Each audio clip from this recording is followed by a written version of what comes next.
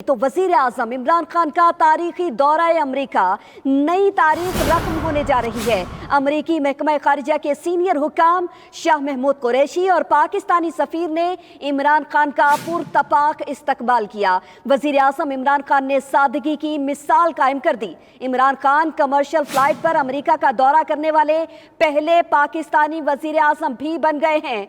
दौरा अमरीका में army chief, DGISI, DGISPR भी वजीर आजम के हमरा है, जबकि पाकिस्तानी कम्युनिटी की जानिब से शानदार इस्तकबालिया दिया गया। ढोल की थाप पर रक्स किया गया।